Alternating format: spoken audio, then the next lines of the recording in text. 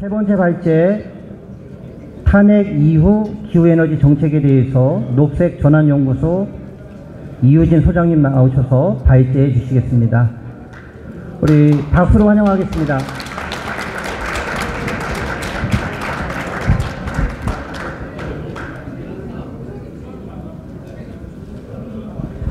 네, 안녕하세요. 저는 오늘 발제 맡은 녹색전환연구소 이유진입니다. 반갑습니다. 네, 제가 올해 첫 대중 강의를 이 공간에서 하게 됐는데요. 먼저 초대해 주셔서 정말 감사드리고, 오늘 저는 그 탄핵 이후의 기후에너지 정책과 햇빛 발전 전망이라는 내용으로 준비를 해왔습니다. 혼돈의 시대에 정말 모든 것이 안개 속에 있는 것 같습니다. 그런데 지금 우리가 이 시기를 어떻게 보내는가가 정말 중요하다라는 생각이 들고, 저도 기후위기 대응 그리고 에너지 전환 분야에서 열심히 활동을 하면서 앞으로 3개월 동안 뭘 해야지 이 변화를 만드는데 아주 핵심적인 이 일이 될 수 있을까, 이런 고민들을 많이 하고 있습니다. 그래서 제가 있는 녹색전환연구소는 민간연구소이고, 말 그대로 한국 사회가 제발 좀 회색이 아니라 검은색이 아니라 녹색으로 좀 전환하는 기회를 만들었으면 좋겠다라는 생각으로 약 한 20여 명의 젊은 연구원들이 모여서 대안정책을 연구하는 곳입니다. 그래서 오늘 저는 여러분께 크게 이 기후 문제는 한국만이 아니라 국제사회의 흐름이 중요하잖아요. 국제사회가 어떻게 가고 있는지, 그리고 현재 한국이 직면하고 있는 기후와 에너지 전환 관련해서 숙제들이 어떤 것들이 있는지, 그랬을 때 우리 지역에서는 무엇을 어떻게 할 수 있는지, 이렇게 세 가지 영역으로 말씀을 드리고, 또 특히 태양광 관련해서도 최근에 변화하는 사례들이 있습니다. 저도 최근에 그 12월 3일에 저는 그날 구양리라고, 여주 구양리라고 태양광 발전에 상당히 모범이 되는 마을을 다녀온 게 있습니다. 이 마을 다녀온 얘기도 여러분께 좀 같이 들려드리도록 하겠습니다. 저희가 올해 연구를 준비하고 있습니다. 저희는 사실은 대선보다는 2026년도에 지방선거를 준비하고 있었습니다. 그런데 대선을 먼저 치르게 될 줄은 생각을 못했는데요. 일단 저희는 대선도 준비하지만 2026년도에 지방선거를 위한 기후정책 백서를 발간할 준비를 하고 있습니다. 이 백서를 6월 달에 발간할 예정인데요. 그 백서에 무슨 내용이 담기게 될지 이 얘기도 좀 말씀드리고 싶고, 저희가 있는 연구소에서 관심 있는 영역은 도시와 농촌의 건물 난방입니다. 태양광이 전기를 생산하는 의미에서 상당히 중요하지만 사람들에게 경제적으로 상당히 부담이 되는 분야가 난방이거든요. 특히 농촌은 도시보다 훨씬 더 비싼 비용으로 에너지 비용을 내고 있기 때문에 농촌에서 난방 문제를 어떻게 할 것인가에 대한 대책을 수립하는 것을 제가 있는 연구소에서 올해 목표로 삼고 있습니다.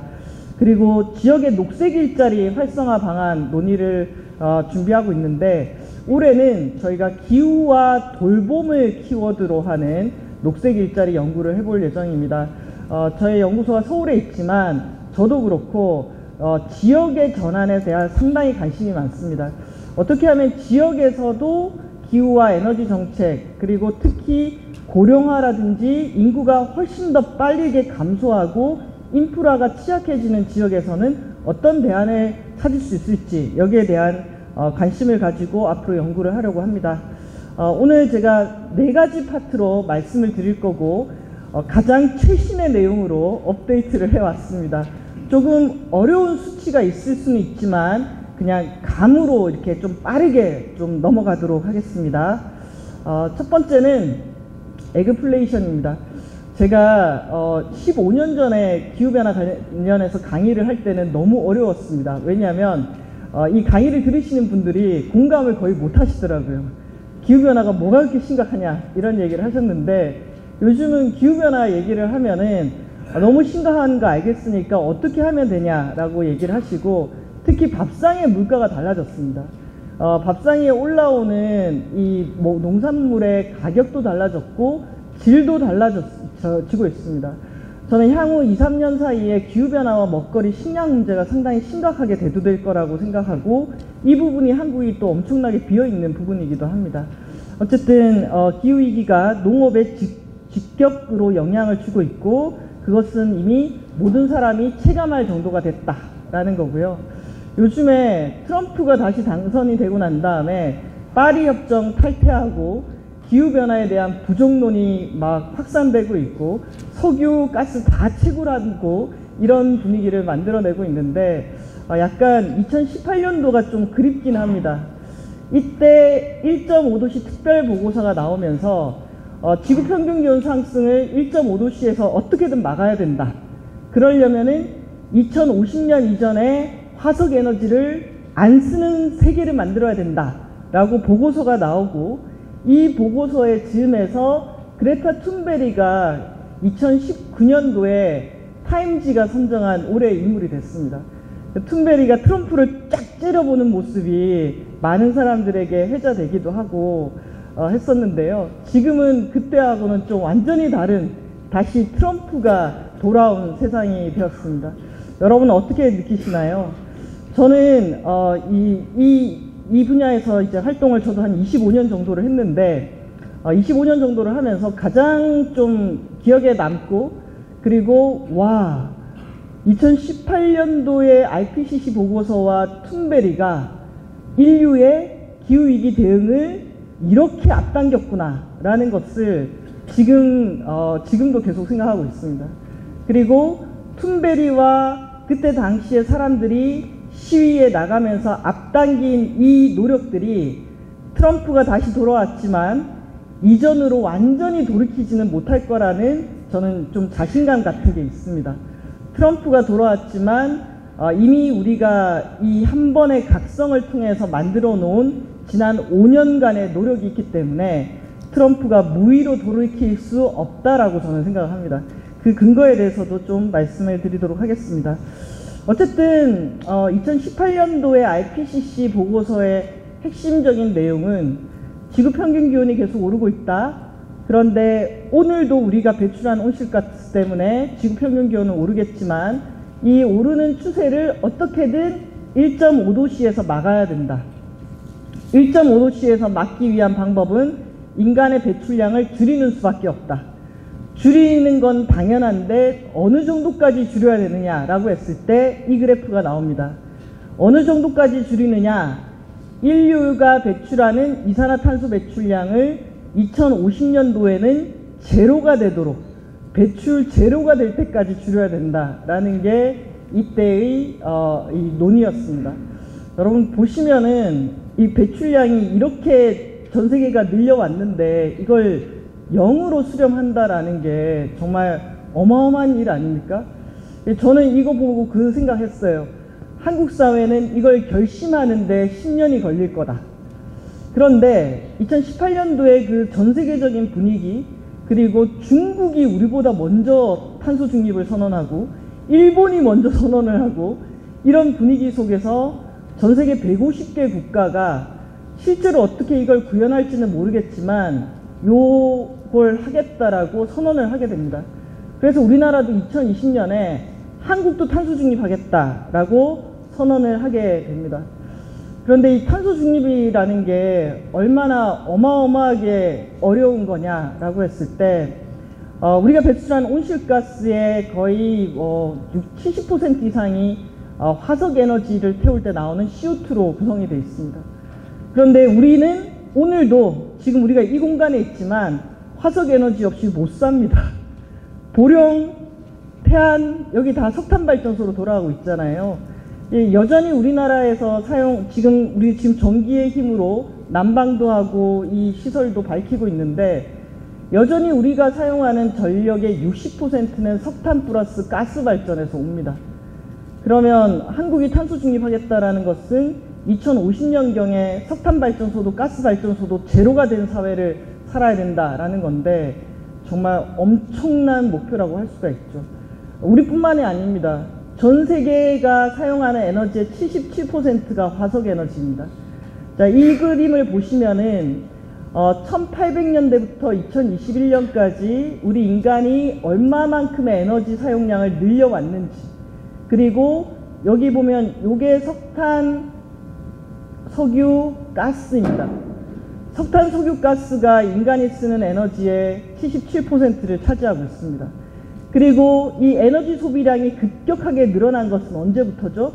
세계대전이 끝나고 난 1950년대부터 확실히 늘어났습니다. 그래서 우리가 인류세를 언제부터로 볼 거냐, 인간이 지질시대를 바꿀 정도로 지구 환경에 영향을 미쳤다라고 하는 시대를 어떻게 볼 거냐라고 했을 때 1950년을 기점으로 보고 있기도 합니다. 자, 그랬을 때 와, 이렇게 이 화석 에너지를 쓰고 있는데 전 세계가 탄소 중립을 한다는 것은 화석 에너지에 대한 소비량을 이렇게 떨어뜨리는 것을 의미합니다. 저는 2021년도에 그 탄소중립위원회에서 한국이 탄소중립 선언을 했는데 그걸 어떻게 만들 것인가에 대한 시나리오를 짜는 작업에 참여를 했었습니다. 한국이 어떻게 탄소중립을 하지? 이랬을 때 그 탄소중립의 목표 연도가 또 2050년입니다. 그래서 그때 제가 참여를 하면서 이런 그림을 그리게 됐는데요. 저는 75년생입니다. 그러면 제가 태어났을 때 인류가 사용했던 화석에너지가 이만큼이었잖아요. 그런데 2021년이 됐더니 화석에너지 소비량이 이렇게 늘었어요. 기후위기 대응 1.5도씨를 넘지 않기 위해서 온실가스를 줄인다고 했을 때 탄소 중립을 하려면은 화석에너지 소비량이 이렇게 가야 됩니다. 제 생애에 제가 2050년까지 살아있다면은 요렇게 화석에너지 소비량의 경로가 만들어져야지 된다라는 거예요. 그런데 2021년도에 시나리오 짜는 작업 열심히 했는데 눈 깜짝했더니 2025년이 됐더라고요. 그럼 이제 25년이 남았는데 25년 사이에 한국은 저걸 갈 수 있냐? 세계는 저걸 갈 수 있냐? 저도 그 시나리오 만들 때 사람들이 이런 질문 되게 많이 했었어요. 저거 가능하냐 안 가능하냐 이렇게 물었거든요. 달성할 수 있냐 없냐 이런 질문들을 정말 많이 물었어요. 그런데 저는 이런 생각이 들더라고요. 지금 우리 현재 상황으로는 거의 100% 달성 불가능. 그리고 우리의 질문은 그걸 달성할 수 있냐 없냐가 아니라 얼마나 가까이 2050년까지 감축 경로에 들어가 있을 거냐로 바꿔야 된다. 어차피 우리가 어떻게 하는가에 따라서 2050년도에 지구 평균 기온 상승이 연결이 될 거거든요. 우리가 못 줄이면 못 줄인 만큼 그만큼 온도는 올라가고 우리가 앞으로 살아갈 모든 생명들이 힘들어지는 거예요.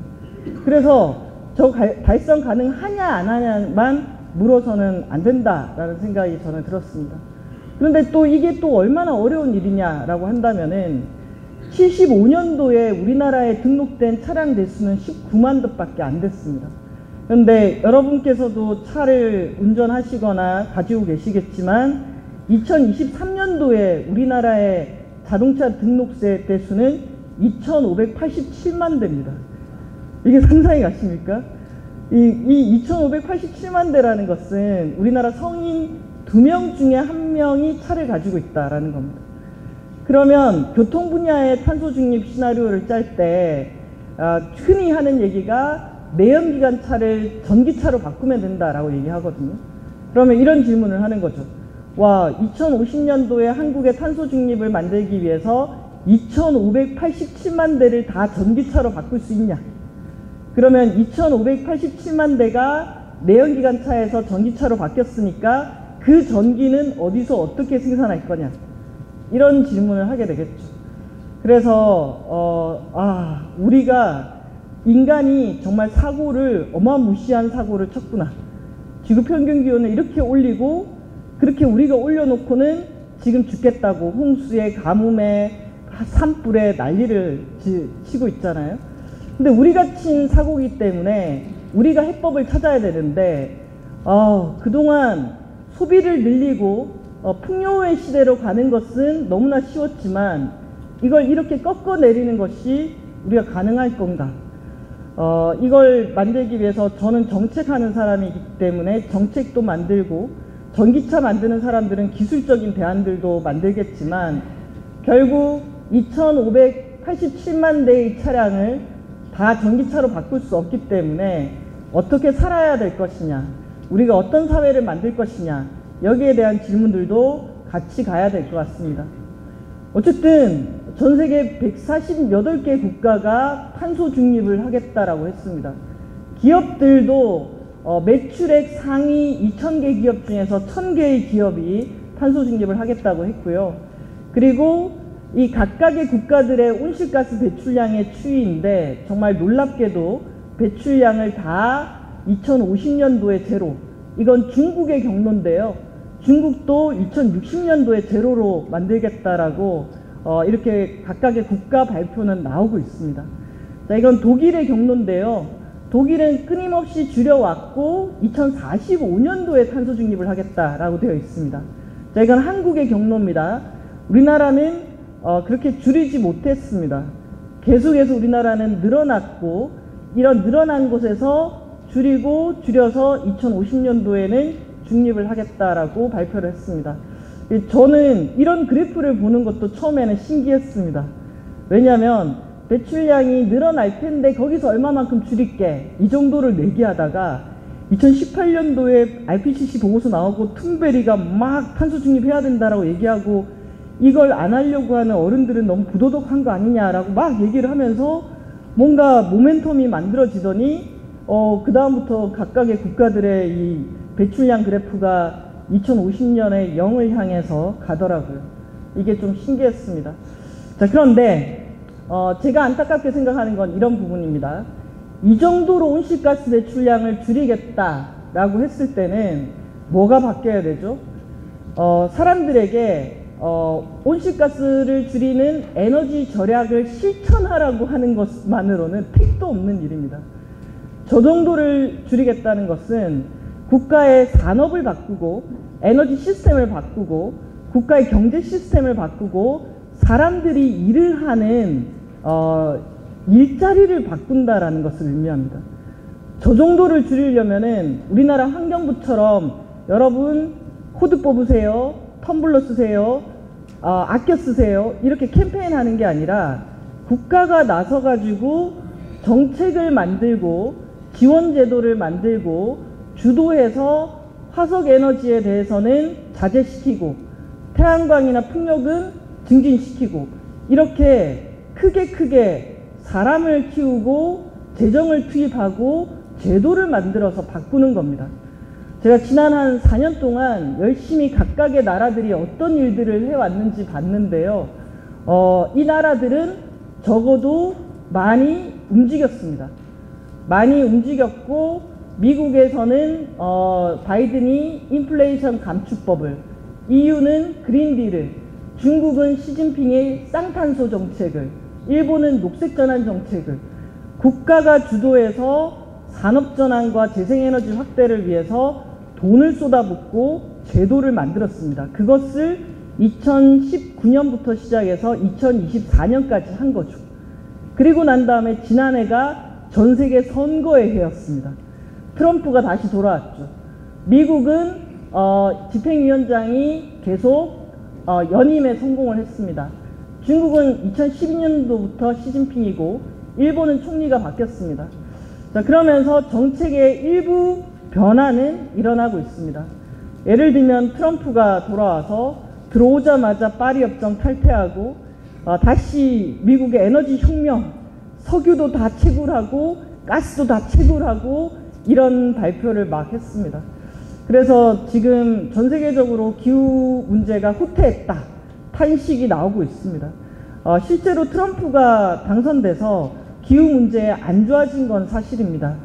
하지만 트럼프도 이미 재생에너지 가격이 미국에서 가장 값이 싼 에너지가 됐습니다. 미국 같은 경우에는 1메가와트시당 태양광을 생산하는 데는 61달러가 든다면은 석탄 발전으로 1메가와트시를 생산할 때는 118달러가 듭니다. 그래서 이미 가격으로 태양광이 훨씬 더 값싼 에너지가 됐기 때문에 아무리 트럼프가 돌아와서 자, 석탄 다시 태웁시다 라고 한다고 해서 기업들이 우리 석탄으로 다시 갑시다 라고 하는 일은 일어나지 않을 것이다 라는 거고요. 또 트럼프 4년이잖아요. 그런데 기후위기 문제에 대한 우려, 그리고 기후재난, 이번에 또 산불 난 것도 보셨잖아요. 이것들은 계속되기 때문에 기업들도, 오히려 기업들이 이렇게 얘기하고 있습니다. 바이든 정책이 쭉 갔다면은 열심히 재생에너지로 전환을 하면 될 텐데, 트럼프가 당선돼서 계속 석유 석탄을 얘기하는데, 트럼프 말을 믿고 석유 석탄을 했는데, 또다시 다음 정부에서 기후위기 대응에 있어서 이제 재생에너지로 가야 된다라고 하면은 이걸 지금 석탄에 다시 투자할 수가 없다, 이런 얘기를 하거든요. 그래서 저는 트럼프가 당분간은 기후위기에 대해서 후퇴시킬 거지만 거대한 흐름은 막을 수 없을 것이다 라고 생각을 합니다. EU 폰데라이엔 집행위원장이 1월 29일 날 발표를 했습니다. 이 자료는, 그래, 내가 유럽의 집행위원장인데 유럽은 앞으로 이 세 가지를 중심으로 정책을 갈 거야 라고 했을 때, 유럽의 경쟁력을 핵심은 이 탈탄소와 경쟁력으로 잡았습니다. 여기 보면 이렇게 되어 있습니다. 탈탄소화 정책을 산업, 경제, 무역 이런 정책들과 통합하는 것이다 라고 얘기를 하고 있고요. 정말 놀라운 것은 중국입니다. 이번에 다들 이번에 그 중국에서 나온 딥식 다들 한마디씩 다 하잖아요. 중국의 기술이 그렇게 어마어마한지 몰랐다 라고 얘기를 하는데요. 보면은 중국이 2030년까지 1200기가와트의 태양광 풍력을 설치하겠다라고 얘기를 했습니다. 2030년까지. 그런데 그 목표를 지난해에 달성을 했습니다. 목표보다 6년을 앞당겨서 달성을 했습니다. 자, 이 그래프는 클린테크 이노베이션 그리고 매뉴팩처링이라고 해서, 요것은 청정 에너지 관련한 특허 건수를 보여주고 있습니다. 빨간색이 중국이고 파란색이 미국이고 요 아래쪽에 있는 색깔이 유럽을 보여주고 있습니다. 자, 이것은 청정 에너지 관련한 기술 특허고, 요거는 배터리 생산 용량이고, 요거는 태양광 모듈 생산 용량입니다. 저도 지난해 중국을 답사하고 와서 너무너무 놀랐습니다. 그동안 우리가 중국이라고 하면은 값싸고 품질이 낮은 제품을 생산하는 제조업 국가로 알고 있었으나, 그게 아니라 엄청 하이테크의 기술을 매우 대량으로, 그리고 말도 안 되는 가격으로 만들어내는 곳이 중국이다라는 것들을 저도 현장에서 보게 됐고, 실제로 이 수많은 데이터들이 이런 것들을 보여주고 있는 것 같습니다. 그리고 제가 트럼프가 이렇게 해도 세상을 못 바꿀 것이다 라고 얘기했던 게 이런 겁니다. 예를 들면은 온실가스 배출을 제로 가까이 만든다라고 했을 때, 내가 기업이라면은, 아니 나만 왜 줄여? 나만 줄이면은 나는 온실가스를 줄이기 위해서 돈을 쏟아붓는데, 온실가스를 줄이기 위해서 아무런 비용을 쓰지 않는 애들이랑 또 제품을 만들었을 때 내게 훨씬 더 비싸질 텐데, 나는 그러면 나만 줄이면 나만 손해잖아, 이런 생각이 들잖아요. 그래서 온실가스를 줄이는 것을 나만 지불하는 게 아니라 다른 사람들도 지불하도록 제도를 만듭니다. 그게 바로 유럽연합의 탄소 국경 조정제도입니다. 탄소 국경 조정제도는 유럽이 철강을 1톤을 생산할 때 톤당 10유로 정도의 온실가스 감축 비용을 들인다라고 한다면은, 중국의 철강이 유럽으로 수입될 때 중국은 온실가스 감축의 비용을 안 들이잖아요. 그러면은 중국의 철강이 수입될 때 10유로를 내게 하는 겁니다. 왜냐하면 제품을 생산할 때 온실가스 감축에 대한 비용은 동등하게 지불이 돼야 되니까. 그래서 현재 우리나라 같은 경우에도 만약에 한국의 포스코가 철강을 생산해서 유럽으로 수출했다. 그러면 유럽은 톤당 10유로를 내는데 한국은 톤당 온실가스 감축에 2유로 정도를 냈다. 그럼 8유로를 유럽에 내야 되는 겁니다. 이게 이제 제도화가 되고 있거든요. 그런데 트럼프 시기에도 미국의 공화당 의원이 뭘 냈냐면은 해외 오염 관세법이라고 냈습니다. 해외 오염 관세법은 뭐냐면은 똑같은 품목이 미국으로 수입될 때 미국보다 탄소를 더 많이 배출하고 생산된 물품에 대해서 관세를 매기는 겁니다. 이 얘기는 뭘까요? 이제 온실가스를 많이 배출하고 제품을 생산하게 되면은 그만큼의 비용을 내게 된다라는 것을 의미합니다. 미국이 이런 제도를 왜 도입할까요? 그 얘기는 이런 제도를 도입했을 때 미국은 탄소 배출량이 다른 나라에서 수입되는 제품보다 적다라는 자신감이 있기 때문입니다. 그걸 보여주는 대표적인 게 바로 이 지도입니다. 이 지도는 뭘 보여주냐면은 우리가 지금 여러분은 석탄 발전의 지역인 충남에 와 계시잖아요. 충남의 석탄 발전의 상당 부분이 충남에 이제 모여 있는데 전기를 생산할 때 석탄 발전의 비중이 높으면은 전기 1kWh당 CO2 배출량이 많이 나옵니다. 자, 그랬을 때 1kWh의 전기를 생산할 때 탄소 배출량을 계산해 보면은 영국은 238g의 CO2가 나오는데 미국은 369g이 나오고 한국은 432g이 나오고 중국은 582g이 나옵니다. 자, 이게 뭘까요? 그 국가의 석탄 발전 의존도가 높으면 높을수록 탄소 배출량이 높게 나타납니다. 그래서 웬만한 제품은 제품 만들 때 뭘 쓰죠? 전기를 쓰게 됩니다.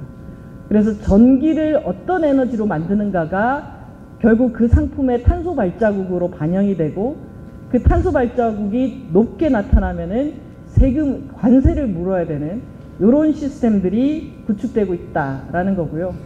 자, 요거는 프랑스가 전기차에 보조금을 줄 때, 프랑스는 전기차에 보조금을 줄 때 어떻게 주냐면은 그 전기차를 만드는 전 과정에서 배출된 탄소 발자국을 계산해서 탄소 발자국이 너무 높으면은 보조금을 안 줍니다.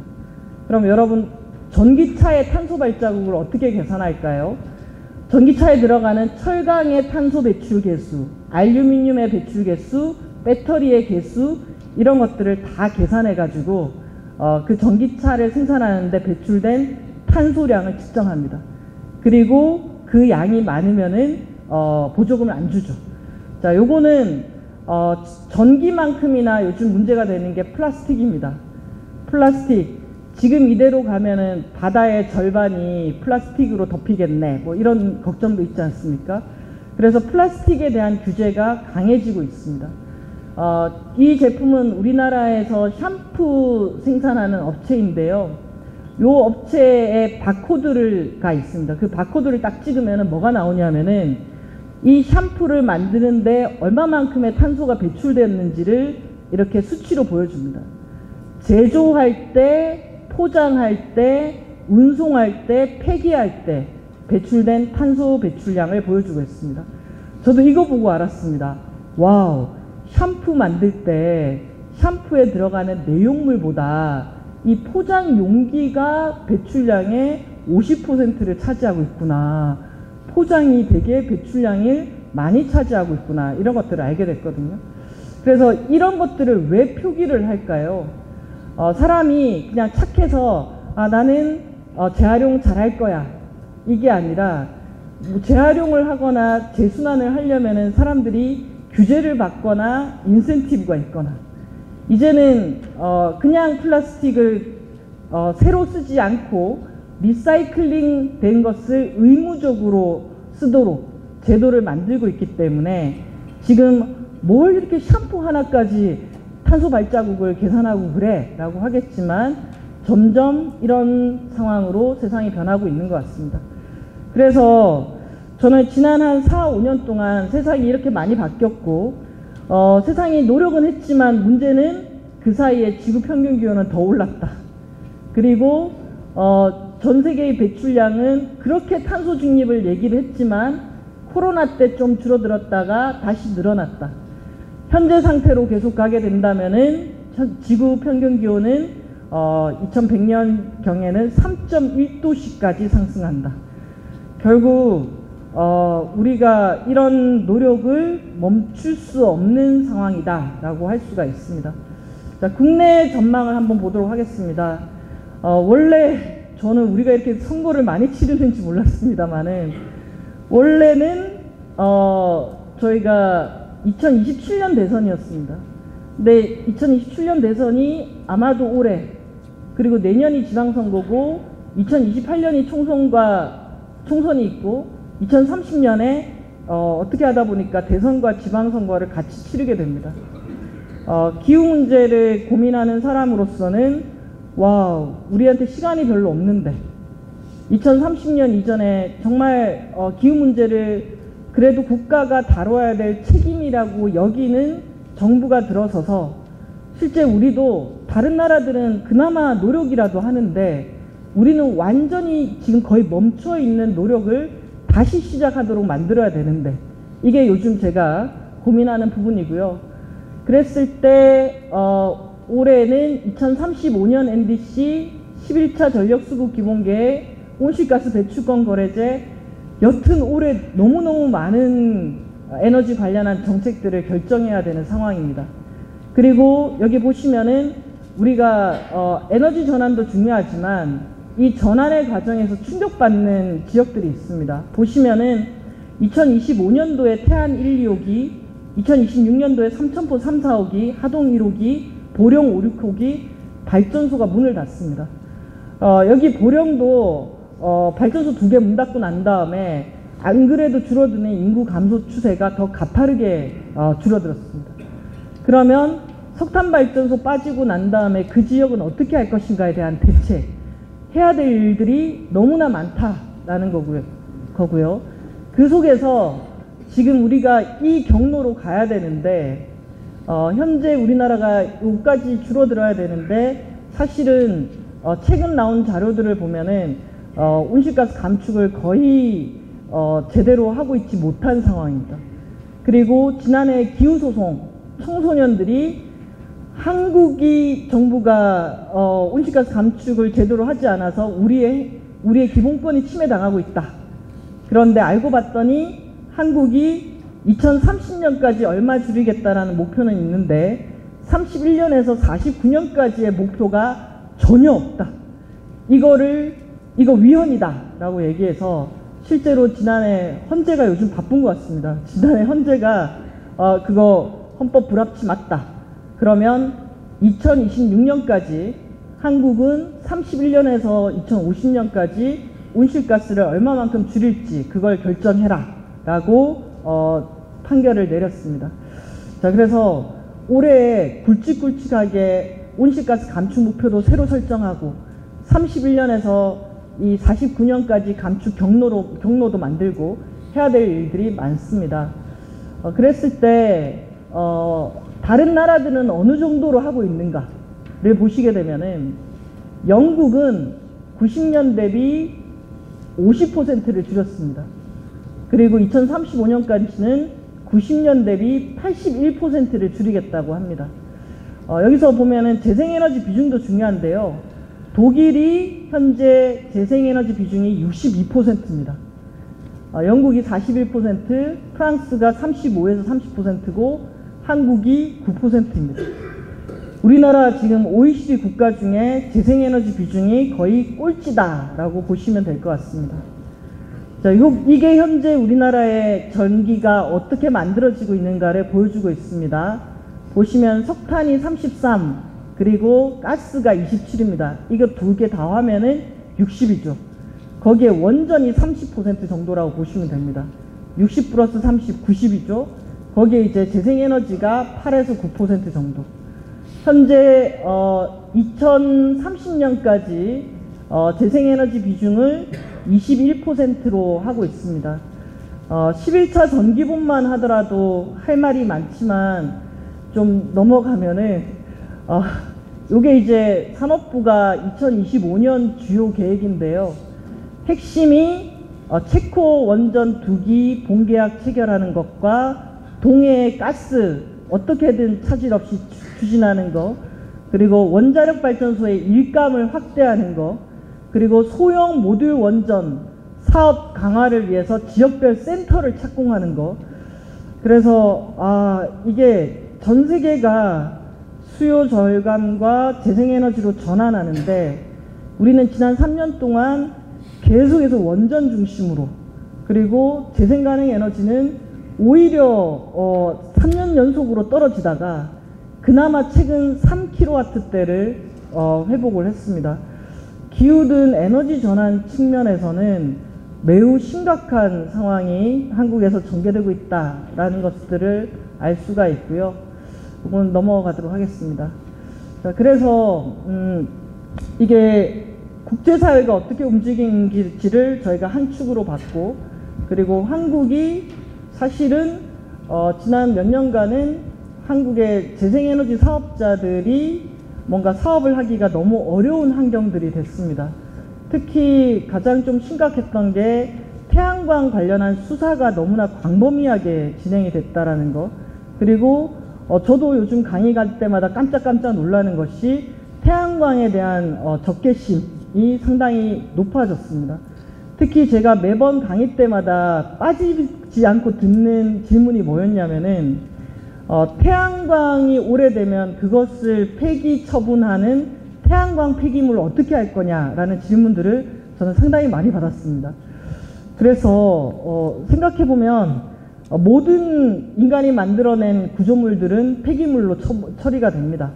그랬을 때 우리가 에너지를 생산하는 데 있어서 원전도 있고 석탄 발전소도 있고 가스도 있고 태양광 발전소도 있는데, 그래도 태양광 발전소는 구조물이 정말 간단합니다. 지지대와 패널이 있습니다. 이걸 처리하고 재활용하는 것은 10만 년을 보관해야 되는 고준위 폐기물을 남기는 원전에 비하면은 너무나 쉬운 일입니다. 그런데 10만 년을 보관해야 되는 고준위 폐기물에 대한 질문은 저는 단 한 번도 지금까지 들어본 적이 없습니다. 모두가 다 태양광 폐기물 어떻게 할 거냐, 이런 질문을 하는 거죠. 그래서 강의를 가게 되면은 태양광 비싸다, 태양광에서 중금속 나온다, 폐기물 처리 불가능하다, 어디서 어떻게 정보를 얻었는지 모르는 태양광에 대한 부정적인 인식들이 너무나 강하게 진행이 되고 있습니다. 그래서 이게 더 어려운 거 아닐까. 이게 사람들의 마음속에 자리 잡은 태양광에 대한 이런 불신들이 과연 한국의 에너지 전환에 어떻게 이게 더 큰 장벽이 되지 않을까라는 생각이 들고요. 여러분께서도 이렇게 기차 타고 지나가다 보면은 분노를 일으키는 이 장면들이 있죠. 예를 들면은 산을 깎아내고 태양광이 설치되어 있는 거. 그거 보면 이제 또 많은 분들이 질문을 주십니다.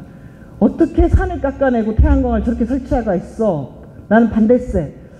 저는 첫 번째, 경사도가 너무 높은 곳에 태양광을 설치하는 것은 안전상으로도 문제가 있기 때문에 초기에 너무 과도한 경사로, 그리고 산을 마구잡이로 깎고 태양광이 들어서는 것은 저는 문제가 있다라고 생각합니다.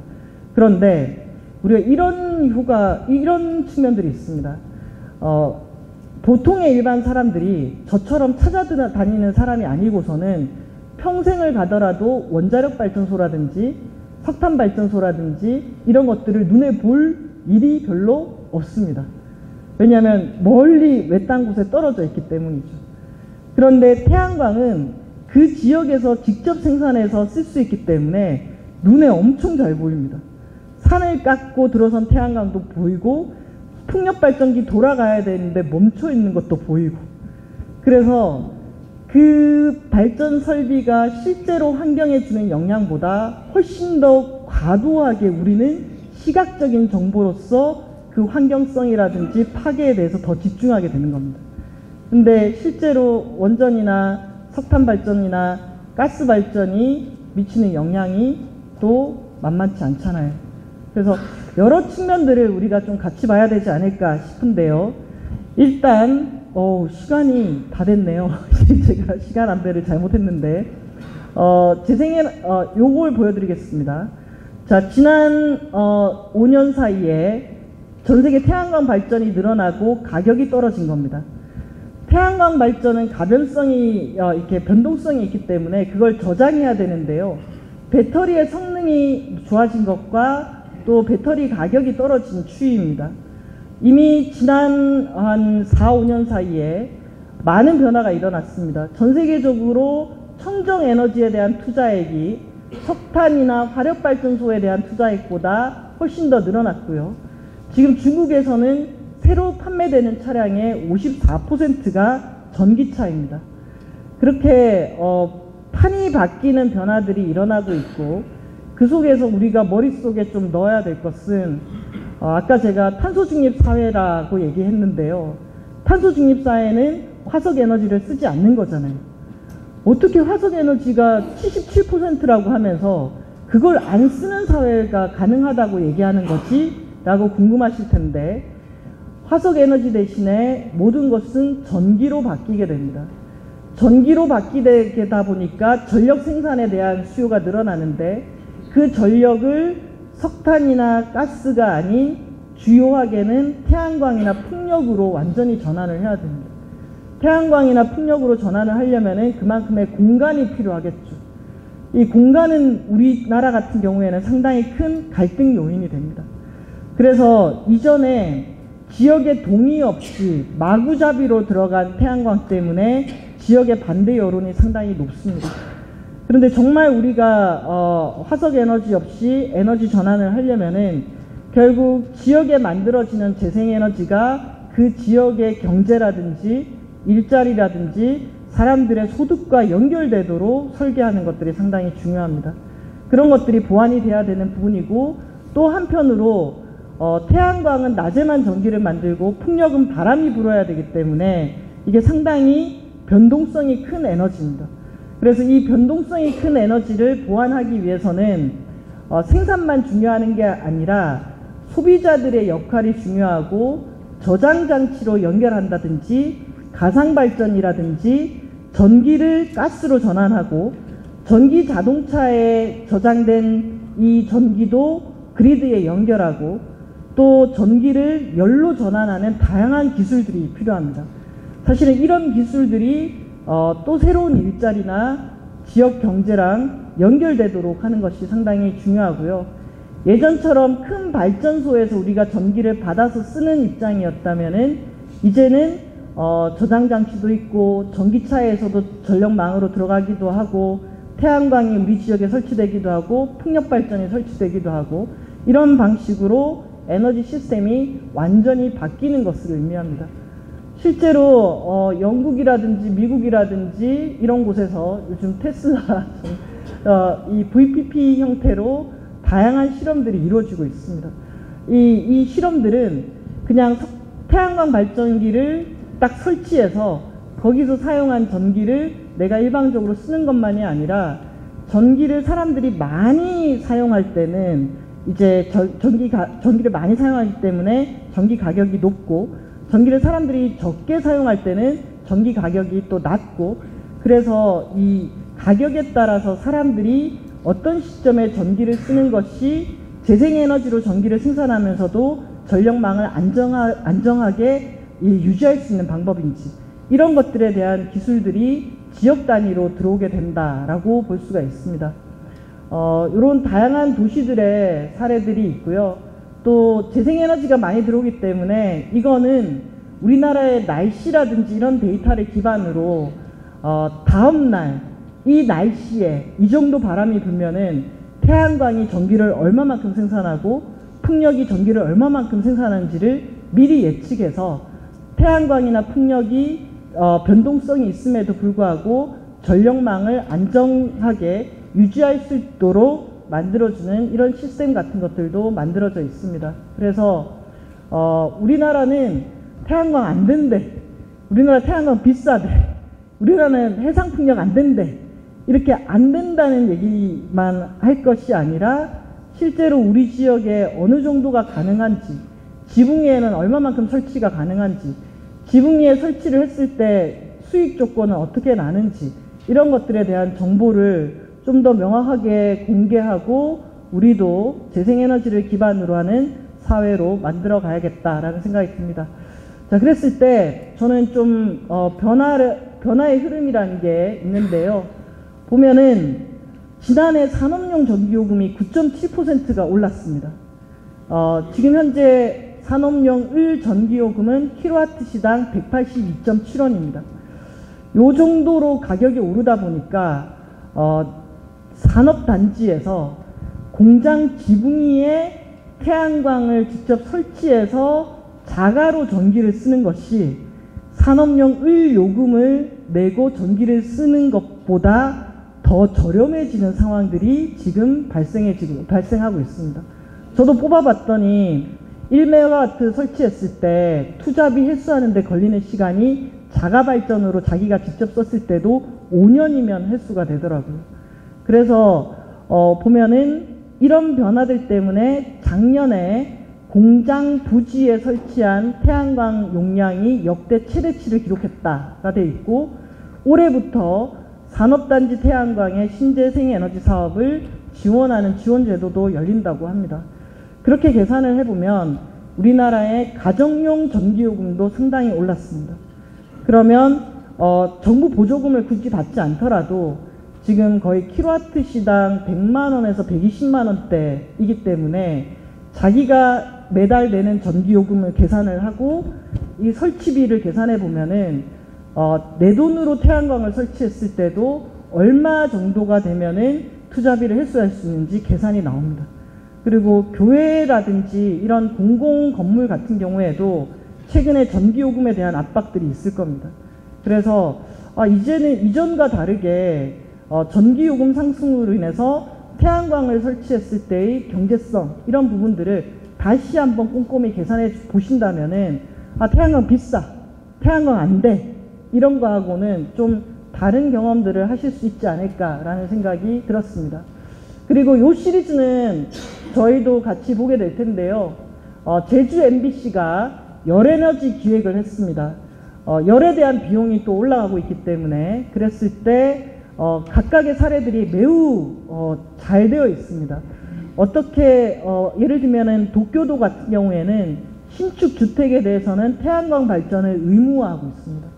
그리고 태양광 발전으로 전기를 생산해-가지고 전기 난방을 하는 케이스도 있고, 또 이제 히트펌프, 물론 가격이 좀 비싸긴 하지만 히트펌프를 이용해서 난방을 하게 되면은 이제 CO2 배출량을 줄일 수도 있고, 전기에 대한 요금 같은 경우에는 좀 우리는 풀어야 될 숙제가 있긴 하지만 세계적으로는 히트펌프로 지금 전환하고 있습니다. 우리나라 심지어 한국의 LG하고 삼성이 히트펌프를 잘 만듭니다. 근데 여전히 한국에서는 히트펌프가 잘 되지 않고 있는 요소들이 있습니다. 그래서 어떻게 하면은 우리가 난방 분야도 탈탄소화할 수 있을까? 그런 기술적인 실험들을 해볼 수 있을까? 이런 것들을 좀 많이 시도해 봐야 되지 않을까 싶습니다. 이건 지난해 제가 봉화에 갔던 케이스인데요. 봉화구는 공공건물의 지붕을 빌려서 시민들이 태양광을 올리고 그 태양광에서 판매한 전기를 가지고 한 연 5% 정도의 수익을 얻을 수 있도록 이런 정책들을 펼치고 있습니다. 봉화 군수님이 이런 얘기를 했다고 하더라고요. 봉화구는 이제 공장을 유치해가지고 경제를 성장시킨다, 이런 것 좀 불가능한 것 같다. 오히려 봉화군에 살고 있는 사람들이 전기 요금에 대한 부담을 줄일 수 있도록 봉화군의 각각의 지붕 위에 태양광을 올리고 봉화군이 갖고 있는 유유부지에 태양광을 올려가지고 오히려 태양광 전기를 생산해서 국민들이 수익을 얻을 수 있도록 하는 것이 가장 빠르게 복지 대책이 될 수 있지 않을까라는 이런 정책을 펼쳤다고 합니다. 여기가 제가 12월 3일 날 갔던 여주 구양리입니다. 햇빛 두레 발전소 1000kW급으로 마을 공동의 부지에 대출을 받아가지고 1000kW급의 태양광을 올렸는데 매달 한 1000만원 정도의 수익이 나옵니다. 이 1000만원 정도의 수익을 가지고 여기 보면은 마을 식당을 운영하고 있고, 요게 구양리 행복버스, 마을버스더라고요. 마을버스도 운영하고 있었습니다. 제가 이 케이스 보면서 좀 의미 있다고 생각했던 게 2010년도에 그 인제의 남전리라고 남전마을 같은 경우에는 마을에 화장장이 들어오면서 보상금을 규모 있게 받았습니다. 이 보상금을 가지고 마을에서 뭘 할까? 마을 주민들이 막 회의를 했다가 서울에 아파트를 사서 투자를 하자부터 시작해서 하원을 하자 막 엄청 회의를 했는데 결론은 마을의 공동 태양광을 올리는 거였습니다. 그래서 마을 공동에 태양광을 올렸더니 전기를 팔아서 수익이 발생을 하는 거예요. 그래서 그 매달 발생하는 수익을 마을에서 어떻게 쓸까 회의하고 토론을 하면서 실제 그 마을이 여러 가지 새로운 실험들을 할 수 있도록 도움이 되게 만들었더라고요. 이것도 매달 들어오는 1,000만 원을 어떻게 쓸까? 마을 주민들이 스스로 결정하고 스스로 관리하면서 저는 아주 좋은 사례를 만들었다라는 생각이 들더라고요.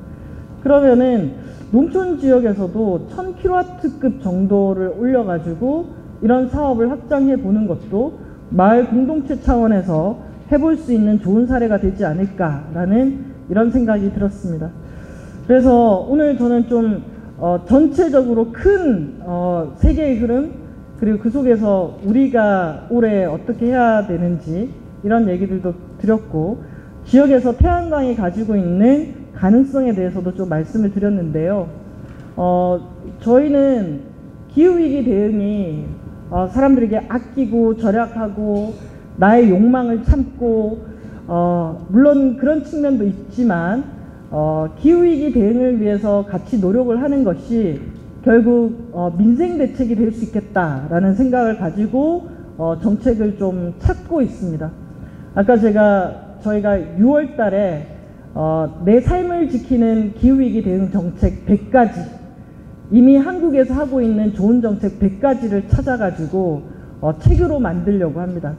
저희가 지금 찾아놓은 사례는 성동구가 반지하를 전수조사를 해가지고 이 장마에도 안전한 도시를 만들기 위해서 반지하 전수조사와 대책을 세운 사례가 있고요.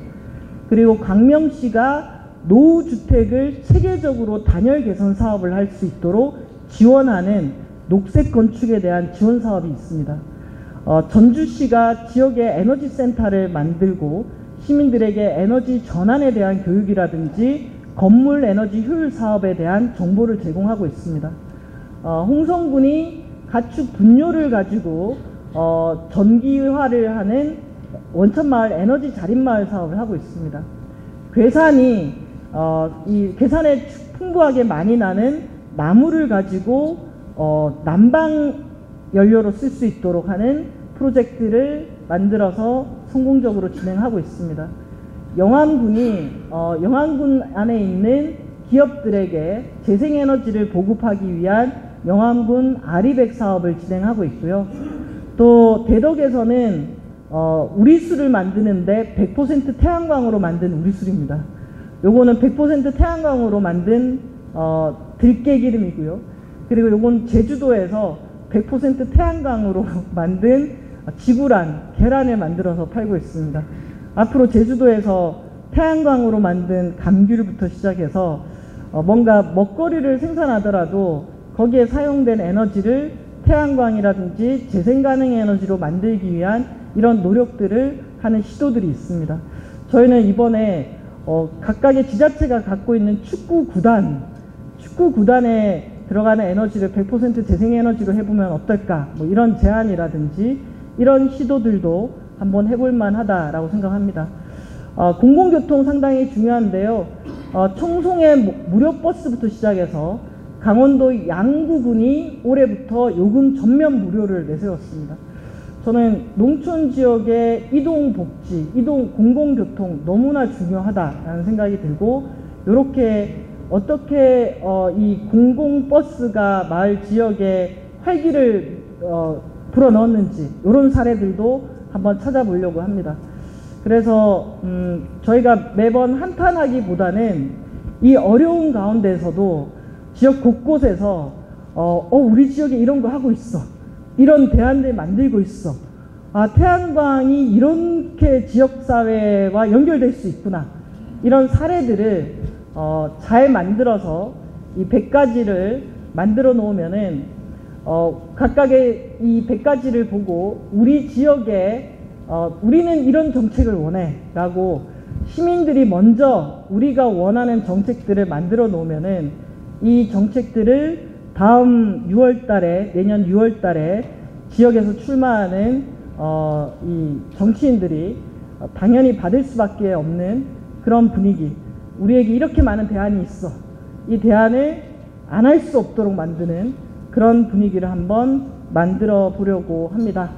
그래서 저희가 지금 준비하는 것은 기후위기와 민주주의, 기후위기와 경제, 기후위기와 안보, 기후위기와 복지, 기후위기와 물가, 기후위기가 모든 것에 영향을 미치고 있기 때문에 이 문제를 풀기 위해서 우리가 집중을 해야 하고, 그런데 이 문제를 푸는 과정이 좀 사람들에게 너무나 고통스럽게 참아야 된다가 아니라 결국 사람들을 구하기 위한 기후위기 대응 대책이 민생 대책으로 연결될 수 있다.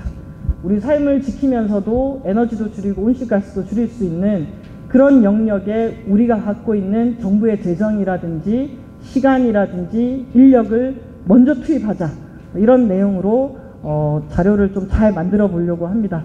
이런 내용들을 저희가 좀 만들고 확산하는데 함께 해주시면 감사하겠습니다. 네, 고맙습니다.